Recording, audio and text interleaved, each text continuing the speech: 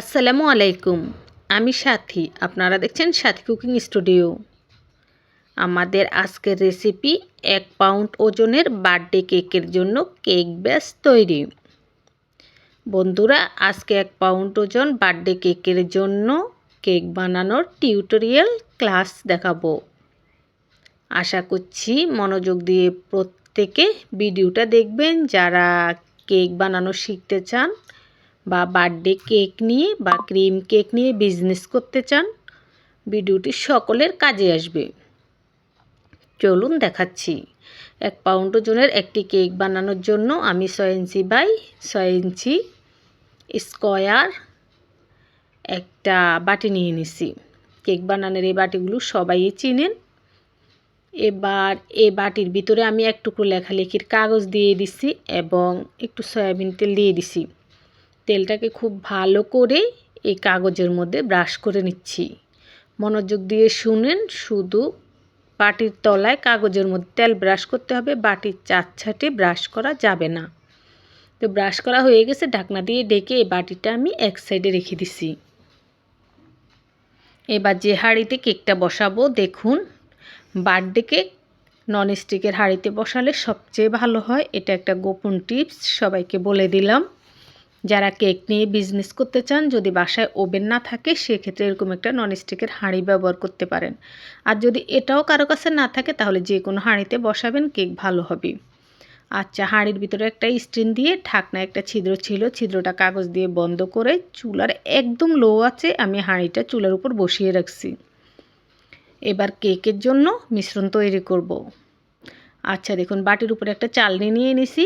চালনির মধ্যে আমি মেজারমেন্টের 250 গ্রামের কাপ সেটের হাফ কাপ ময়দা নিয়ে নিছি। ময়দাই নিতে হবে বার্থডে কেকের জন্য। 1 টেবিল চামচ গুঁড়ো দুধ নিয়ে নিছি। হাফ চা চামচ বেকিং পাউডার নিয়ে নিছি। বেকিং পাউডারের যেন মেয়াদ থাকে সেভাবে নেবেন, না হলে কেক ফুলবে না। 1 চা চামচের 4 ভাগের 1 ভাগ খাবার সোডা নিয়ে নিছি, বা বেকিং সোডা নিলেও চলবে। আর নিয়ে নিছি 1 চা চামচের 4 ভাগের 1 ভাগ লবণ। লবণটুকু অবশ্যই দিবেন। এই সামান্য লবণের কারণে কেকটা অনেক টেস্ট হয় এবং কেক ফুলতে সাহায্য করে লবণটা। মোট কথা লবণটা দিবেন, লবণটা মেডিসিন হিসেবে কাজ করে কেকটা ফুলানোর জন্য, কেকটা ভালো হওয়ার জন্য। এটা আমি মনে করি, যেহেতু আজকে টিউটোরিয়াল ক্লাস, সবাইকে খুব ভালো করে বুঝিয়ে দিচ্ছি। আচ্ছা, তারপর সব কিছু একসাথে প্রথমেই মিশিয়ে নিছি এবং তারপর এ পাত্র থেকে ও পাত্র, ও পাত্র থেকে এ পাত্র, এভাবে এগুলোকে চেলে নিচ্ছি। আর যতবার চেলে নিচ্ছি, চালার পরে এভাবে মিশিয়ে নিচ্ছি। তো এভাবে আমি মোট 3 বার চেলে নেব। একবার চালার পরে একটু নেড়ে নিছি, আবার চেলে নিছি, আবার নেড়ে নিছি, আবার চেলে নিছি। ঠিক এভাবে 3 বার চেলে নিলেই যথেষ্ট। আর 3 বার চালার পরে এভাবে হ্যান্ড উইচ দিয়ে খুব ভালো করে মিশিয়ে নেবেন। আশা করছি সবাই বুঝে গেছেন। না বুঝলে কমেন্ট করবেন, আমি আবারও বুঝিয়ে বলবো কমেন্টের উত্তরে। এবার এগুলোকে ছোট্ট একটা বাটিতে নিয়ে এক সাইডে রেখে দিছি। ঢাকনা দিয়ে রাখতে হবে। আচ্ছা দেখুন, এই বাটির মধ্যে আমি 1 টেবিল চামচ ডিপ্লোমা ব্র্যান্ডের গুঁড়ো দুধ নিয়ে নিছি। আপনারা যে ব্র্যান্ডেরটা খান সেটা নেবেন। নিয়ে নিছি 2 টেবিল চামচ ফুটন্ত গরম পানি। 1 টেবিল চামচ গুঁড়ো দুধের সাথে 2 টেবিল চামচ ফুটন্ত গরম পানি নিয়ে খুব ভালো করে মিশিয়ে নিছি। দেখুন একেবারে মালাইয়ের মতো হয়েছে এই দুধটা। এবার এটাকেও এক সাইডে রেখে দিচ্ছি। এই বাটিতে আমি নিয়ে নিচ্ছি 2টো ব্রয়লার মুরগির ডিম। ডিমগুলো বড় সাইজের, মাঝারি সাইজের হলেও চলবে। এগুলো বড় সাইজের ডিম নিছি। তো ডিম থেকে কুসুম আলাদা করে নিচ্ছি। কুসুম যেভাবে আলাদা করতে আপনার সুবিধা হয় সেভাবে করে নেবেন। তবে খেয়াল রাখবেন কুসুমটা আলাদা করার সময় যাতে সাদা অংশের সাথে একটু ভেঙে না যায়। ডিম ফর্ম করতে কুসুমটা আলাদা করা সবচেয়ে বেশি জরুরি। কুসুমটা সাবধানে আলাদা করে নেবেন। তো দেখুন আমি এই চামচে রেখেই সাদা অংশ থেকে কুসুমটা আলাদা করে নিচ্ছি। এই বাটিতে এগুলো এক সাইডে রেখে দিচ্ছি। তো কুসুমগুলো আমি এক সাইডে ঢাকনা দিয়ে ঢেকে রেখে দিলাম। এবার দেখুন আমি একটা ইলেকট্রিক বিটার নিয়ে নিছি। ডিমের সাদা অংশকে ফর্ম করব। একটা কথা, যদি কারো বার্থডে কেক বানাতে মন চায়, বাসায় ইলেকট্রিক বিটার না থাকে, সেক্ষেত্রে আপনি কাঁটা চামচ অথবা হ্যান্ড উইচ দিয়ে আমি যেভাবে বিট করে ফর্ম করছি ঠিক সেভাবে করবেন। তো এটা তো ইলেকট্রিক বিটের সময় কম লাগবে, আর আপনার কাঁটা চামচ অথবা হ্যান্ড উইচের টাইমে সময়টা ডাবল লাগবে বা তার চেয়ে একটু বেশি লাগবে, তবে হবে এটা 100%। আমার পেজে আমি দেখাইছি, কাঁটা চামচ দিয়েও কেক বানিয়ে দেখাইছি, আবার হ্যান্ড উইচ দিয়েও কেক বানিয়ে দেখাইছি, আর ইলেকট্রিক বিটার দিয়ে তো বানানো হয়ে যায়। আচ্ছা যাক, এই ডিমের ফোম আমি প্রায় 2 থেকে 3 মিনিটের মধ্যে ইলেকট্রিক বিটার দিয়ে বিট করে নিছি, ইলেকট্রিক বিটারের মিডিয়াম স্পিডে। তারপর যখন ফোমটা ফেনা ফেনা হয়েছে, তখন আমি এখানে অল্প অল্প করে চিনি মেশাচ্ছি আর ফোম করছি। মেজারমেন্টে 250 গ্রামের কাপের 1/3 কাপ চিনি নিছি এই কেকের জন্য। এই চিনিটুকু আমি 3 বারে অল্প অল্প করে দিছি আর ফোম করেছি। এই দেখুন 3 বার ফোম করার পরে যখন এরকম ঘনত্ব হয়েছে ফোমের, এবার এখানে দিয়ে দিচ্ছি পুরো 1 চা চামচ ভ্যানিলা এসেন্স। এটা ভ্যানিলা ফ্লেভারের কেক বানাবো, ভ্যানিলা এসেন্সটা দিছি। শুধুমাত্র ভ্যানিলা ফ্লেভারের জন্য ভ্যানিলা এসেন্সটা ব্যবহার করছি। আপনি যেই ফ্লেভারের কেক বানাতে চান সেটা ব্যবহার করতে পারবেন, সমস্যা নেই। আচ্ছা, তারপর আবারও বিট করে নিচ্ছি। তো 2টি ডিমের ফর্ম করার সময়, এটা তো অল্প জিনিস, আমার এই বাটিটা বড়, যদি গোলগাল ছোট বাটি হয় সেক্ষেত্রে ইলেকট্রিক বিটটা সোজা করে দিলে ফর্ম তাড়াতাড়ি হয়ে যাবে। তো এরকম বড় বাটিতে যদি কেউ নিয়ে ফেলেন তাহলে বাটিটা কাত করে ধরে এই যে কাঁটাগুলো পুরাটা ডুবিয়ে দিবেন, তাহলে খুব তাড়াতাড়ি ফর্ম হয়। এই দেখুন, মানে আপনার খুব ভালো লাগবে, ফর্মটা করতে সহজে লাগবে, তাড়াতাড়ি ফর্মটা হয়ে যাবে।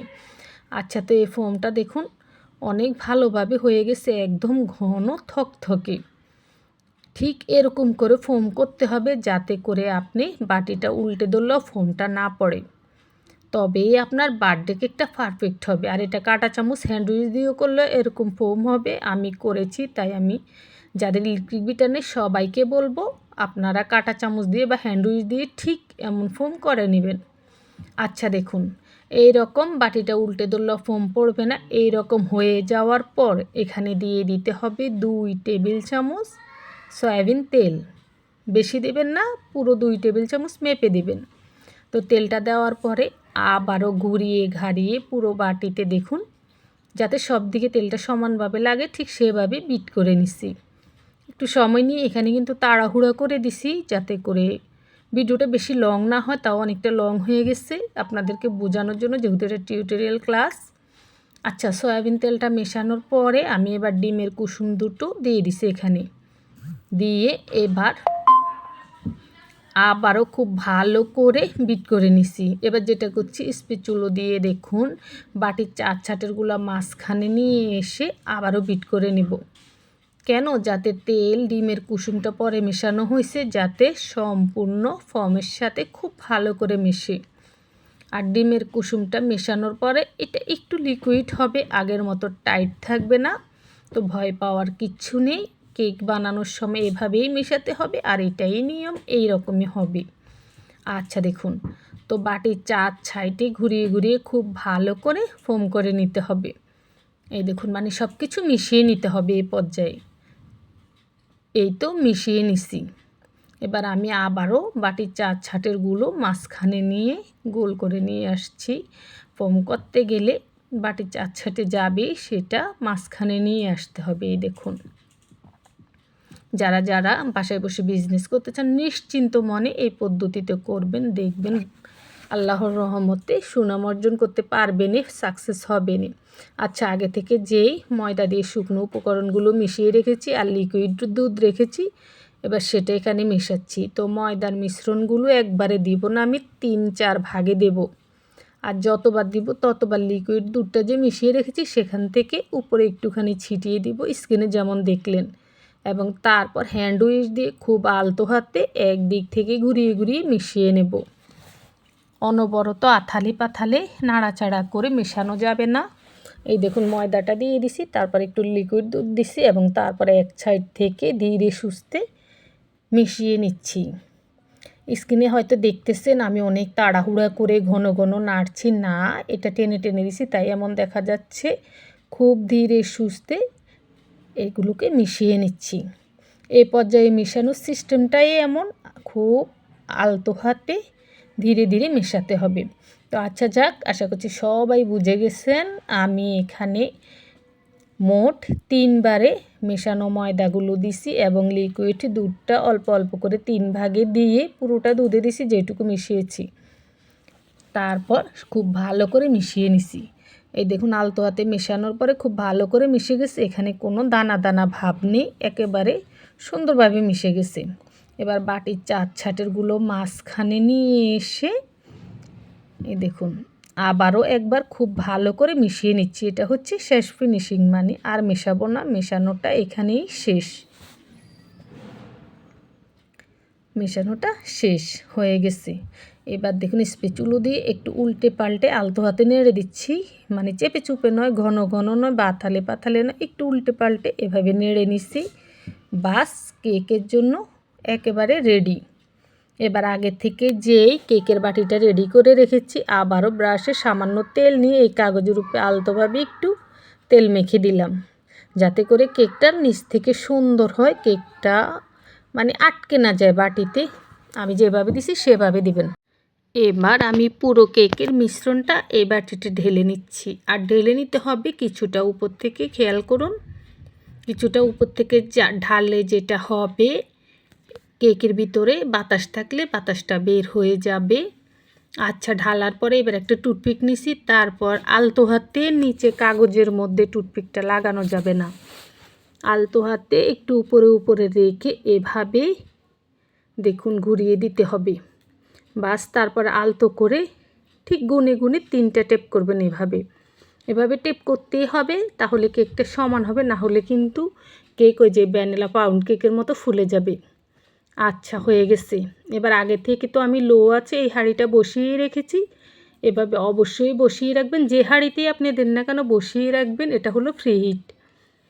এভাবে বসিয়ে রাখলে ওভেনের মতো এটার ভিতরে তাপ থাকে। আচ্ছা এবার কেকের বাটিটা বসিয়ে দিয়ে ঢাকনাটা দিয়ে চুলার লো আছে এটাকে ঘড়ি ধরে পাক্কা 40 মিনিটের জন্য রেখে দিচ্ছি।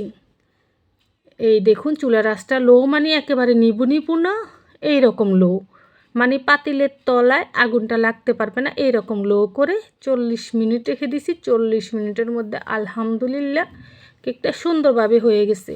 আচ্ছা আবার একটা কথা বলি, যাদের কাছে ননস্টিকের হাঁড়ি নেই তারা যে কোনো হাঁড়িতে বসাবেন, তবে ঢাকনা দিয়ে যেন ভিতরের তাপটা বাইরে না যায়, বাইরের তাপটা ভিতরে না যায়, এই রকম করে ভালোভাবে ঢাকনাটা দিয়ে দিবেন, তাহলেই হবে। আচ্ছা দেখুন কেকটা হয়ে গেছে, আমি ছুঁয়ে দেখছি একদম তুলার মতো তুলতুলে, অনেক ফুলকো হয়েছে। টুথপিক দিয়ে চেক করেছি, ভিতরে কাঁচা নেই। এবার কেকটাকে আমি কি করেছি, চুলা থেকে নামিয়ে সুতির একটি গামছা দিয়ে কেকটা ঢেকে রেখেছিলাম। পুরোপুরি ঠান্ডা হওয়ার পরে এখন কেক থেকে কাগজটা তুলে ফেলতেছি। এই দেখুন আলহামদুলিল্লাহ কোনো পড়েনি, কিচ্ছু হয়নি। আর কেকটা অনেক ফুলেছে, একদম স্পঞ্জ তুলার মতো। আপনারা যদি বার্থডে কেকের বিজনেস বাসায় বসে করতে চান বা কেক ডেলিভারি দিতে চান বা নিজেরা খাওয়ার জন্য এইভাবে বার্থডে কেক বানাবেন, খেয়ে মজা পাবেন ইনশাল্লাহ। এর উপরে বার্থডে কেকের ব্যাস হতেই পারে না।